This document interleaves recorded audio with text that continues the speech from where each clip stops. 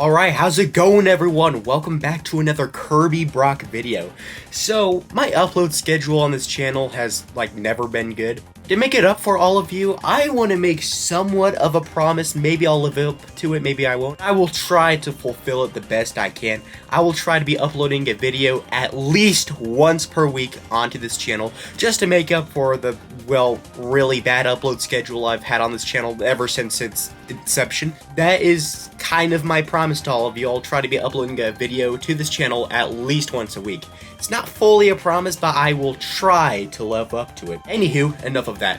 Let's get into the main topic of this video. So it's not exactly a Brock Scott's video because I'll be splitting this Brock Scott's episode into two different parts. One is specifically for figures, aka, well, this video, and the other one will be specifically for plushies. The next video, next week. The reason I'm doing this is because I have so much stuff to cover that it would really be easier to just split this up into two different parts. And I have a bunch of figures to cover, more than plushies, but if I combine figures and plushies into one video, it'd probably make for a very lengthy and a bit too convoluted video in my opinion. So yeah, I'm going to be covering all of the figures that I have gotten within the past couple months in this new installment of Brock Scott's. Well, this new half installment, I guess. So I'll be starting off with the big boys to show off to the camera because they'll be easier. For all the smaller stuff, I'll be changing the camera angle, which I don't want to do right now. Alright, so the first one I'll showcase is this Solar Swing Kirby figures. Is that what it's called? Yeah, the Swing Solar collection of Kirby figures. Finally got one of these. I've been wanting to get one of these for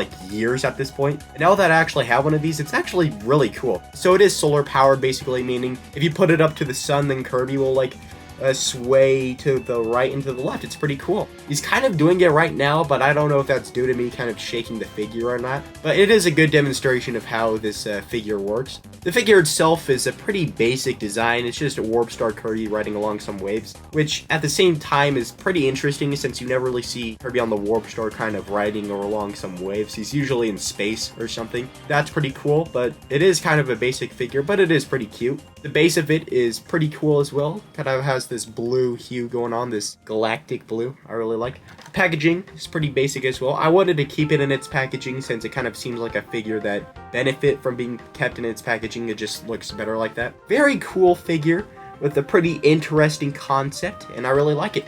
The next ones I want to show off to you will be why I titled this video Kirby and Other, because I got 3 of these Nintendo controller keychains the other day from the mall. I just wanted to show these off in a video because these are really cool. So the first one I wanted to show off is this NES controller. I think there were 8 in total that you could get, and one of them is a Chase Game Boy, which is really cool. I want to get that sometime soon. All the buttons on this keychain are pressable. They're actually functioning buttons, which I find really cool. Maybe we could map this to a game. Pretty basic since it's the NES controller, but it's still cool that all of the buttons move. Next up, we have this GameCube controller, which I think has the most complex design out of all 3 of these that I've gotten. Probably the most complex Nintendo controller in general, at least in terms of layout, since you have all these buttons kind of move to other parts and stuff like that. The joysticks are functioning, except they kind of droop down. It's just kind of weird how they move, in my opinion, but they are functioning joysticks, which I find really cool. Yeah, they basically got all the details. This is super detailed for a $5 keychain mystery figure.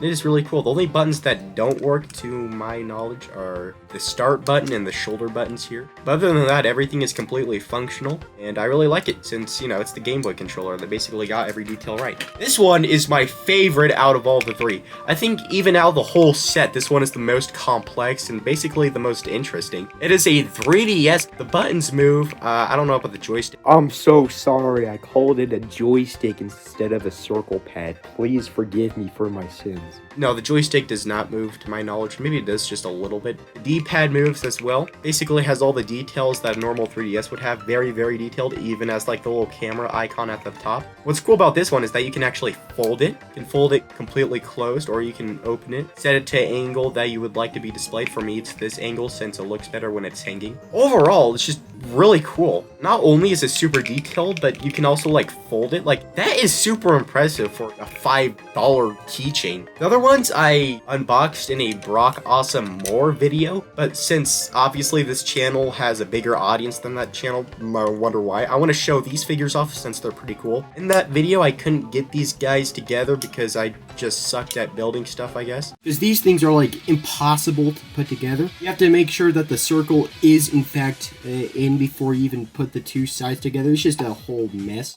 But my mom actually helped me build that, so W. These are Kirby lanterns. I don't know if that's their official name, but I'm just gonna assume it is. There are 4 of these in total. 2 of these are the ones I have right here. The other ones are a Waddle Dee and a Meta Knight. So I did kind of want to get the Meta Knight, but the fact I got 2 Kirbys is pretty cool. These can actually light up. Let me show you how. Look, they actually light. Of course, you know, they also have the little hanger at the top to make it truly like a lantern. And it's just really cool. It's like a small functioning lantern. Same with this guy. It also lights up. I want to see how these work like completely in the dark. I'll be right back. Ooh. Ooh. Oh my god, this is so spooky. This is actually impeccable lighting. I feel like I'm telling like a story at a campfire right now. What's with the man who tried to kill you? Everything else, I'll be switching the camera angle. So the first figures that I wanted to show in this new camera angle are these guys. I forgot what they're called, but they're part of a Kirby 30th anniversary figure collection made by Remint. And they're basically supposed to like line up alongside each other to create like kind of a diorama, I guess. And I got the 3 other figures that I needed to complete the set, or the grass ground figures, as I like to call them, because that's literally what they are. So the first one we have here is this one, which is a reference to Right Back At Ya and 64, with Kirby holding a crystal shard with the 64 hue, and Right Back At Ya Kirby with plush dolls of Tiff and Tuff, which I always found a cute detail when it came to this artwork. Next one we have is a bit more generic, not really a reference to anything, but still pretty cute. Just 3 Kirby figures stacked on top of each other. Each one is a reference to a different Kirby 30th anniversary artwork, which I find really cool. Flower Kirby's really cute. It is kind of a generic design, but at the same time, it is like really cute. Alright, before any of you comment correcting my mistake, I just want to say it. It's not a generic design for a figure. In fact, the flower at the top of Kirby's head is a reference to the Dream Stock from Kirby Triple Deluxe, which is actually a pretty cute reference. I like that. And then finally, out of this Remint collection, we have this one, which I find just absolutely adorable. We have Sleeping Kirby falling asleep on Star Rod Kirby, who has the Star Rod just kind of dangling off the ground. You probably shouldn't be doing that since that's a really special artifact in the Kirby series. You shouldn't probably be handling it like that, but nonetheless, very, very cute. I love it. It is just really cute in general. Possibly the cutest out of all 3 of these figures. After that, we have these guys. Forgot who they're made by. I'll have to check. So these guys are made by Takara Tomy, who is another big Kirby figure publisher. And these figures are another 30th anniversary set that I've been wanting to get since this summer. So this set comes with 5 figures. They're pretty small, like 1-inch figures, but they are references to different 30th anniversary artworks. Starting with this guy, who is my favorite since the Planet Robobot artwork is my favorite Kirby 30th anniversary artwork. It is also generally the most detailed, and I love Kirby's pose he has going on here. It is also a reference to my favorite game that is referenced in the 30th anniversary artwork. So yeah, it is very, very neat. I love it. Next up, we have this guy. They really like implementing this Kirby design to 30th anniversary artwork for some reason. It's just Kirby doing like a kissy face, I guess. Bad thing about this is that he doesn't really stand upright. If you try to like push him back, then you also run the risk of kind of ripping him off his base. If it will focus on this figure, that would be great. I don't really like this design, if I'm being honest. I don't really like that line under Kirby's mouth. Kind of makes him look like he has a very pronounced chin, which I don't really like. Right after that, we have Kirby 64 figure. Unlike this guy, he actually stands upright, which I really like. This guy actually stands upright and is Kirby holding a crystal shard very proudly. Very awesome. Compared to this guy where he's just kind of holding it to the side, this guy wants to show it off to everyone. He wants to let everyone know that he has a crystal shard in his hand. Next up, we have Kirby Cafe Kirby, which is another 30th anniversary artwork that they love putting into 30th anniversary merchandise for some reason. I get it. I mean, you definitely do want to give more appreciation to some of this nicher Kirby stuff, I guess, but at the same time, this specific Kirby design has been implemented into every Kirby 30th anniversary figure set. Nonetheless, it is still a very cute design in general. Kirby's blushies are not really rounded. They kind of look like splats of ketchup, which I really like. He's also holding up a spoon and a fork. And I really like Kirby Cafe's hat as well. It kind of goes off to the side and has this little emblem on it, which definitely makes it stand out compared to the Chef Kirby hat. After that, we have Air Ride Kirby, which has not been in a single 30th anniversary figure set yet. Neither has Planet Robobot Kirby, which is why I really like that figure. And it is Kirby riding the Warp Star just like he does in the Air Ride box art, specifically the Japanese one, since he is happy. What I don't really like is that there's no way to attach him to the Warp Star. He just kind of stands on there with no real way of sticking onto there. So you definitely run the risk of him sliding off like that. Still, I really like the pose Kirby is doing, and if I'm being honest, it is probably the best posed figure in this entire set. Then I have some obscure, some one-off remint figures here. Alright, so we have this Magolor figure. Yeah, so it's from this set, the Kirby's Tea Time set, which was made, I think, a couple years ago. It's just a really hard set to come by, and I'm really grateful I was able to get this Magolor figure. Because if I'm being honest, it's the only figure I really want from this set. I mean, the others are cool. I guess I kind of want Meta Knight as well, but the other figures are kind of generic. Daroach is cool, I guess, but Magolor is really the star of the show here, in my opinion. In this figure, Magolor is supposed to be holding a gem apple, but since there's no way to attach it to his hand, it just kind of stands there limply on his palm. So you just kind of have to hope to God that it will stay there, and it does this time. Magolor is holding a gem apple above a teacup with tea and some other gem apples in it. And the cup itself is designed to resemble Magolor's lore star cutter. Texture and design on the cup itself is a very obvious reference to the interior of the lore star cutter, and this is supposed to be a reference to the wing of the lore star cutter, which I really like. This figure just acts as a big love letter to Magolor, referencing two things about Magolor's character, the gem apples and the lore star cutter, combined into a decent looking food item, which I really like.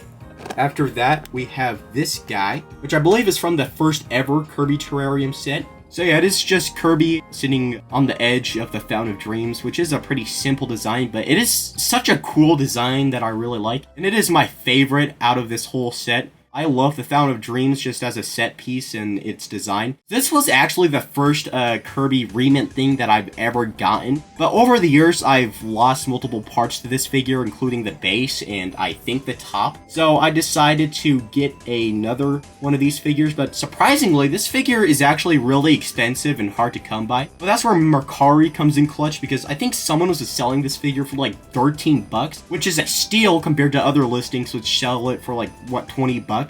I really like this figure, and I'm glad I can finally have it back in my hands. So here are these guys, which is a Return to Dreamland Deluxe figure set, which I believe is the only Return to Dreamland Deluxe figure set, sadly. They have not made much Return to Dreamland Deluxe merchandise. It is really only these figures and the Magolor Epilogue plushies in terms of merchandise that's just like my Nintendo rewards, which is just sad. I really like the game, and there's so much they could pull from that game to make merchandise based off of, but I'm not going to go on a side tangent. I did that in the last video. I kind of cut out like 5 minutes off it, so I'm not going to go back into that again. So this set includes 4 different multicolored Kirbys, blue, yellow, green, and pink, referencing the multiplayer options for Return to Dreamland Deluxe. If you don't want to play as Meta Knight, Bandinity, or King Dedede, you can play as a different colored Kirby, and these are the Kirbys that you can play as, blue, yellow, and green. Each Kirby is doing a different facial expression, but they are all doing the same pose. Like this one is neutral, happy, angry, and somewhat happy. It is kind of a basic set, not much referencing Return to Dreamland Deluxe or Return to Dreamland General itself. It is still a Return to Dreamland Deluxe related set, and anything Return to Dreamland Deluxe related, I have to get. So, if you want to see other figures that I've gotten recently, I recently uploaded a unboxing video to Brock Awesome More, so if you want to see that, then the link will maybe be in the description. Maybe. Anyways, yeah, thanks for watching. I'll see you guys later. Bye!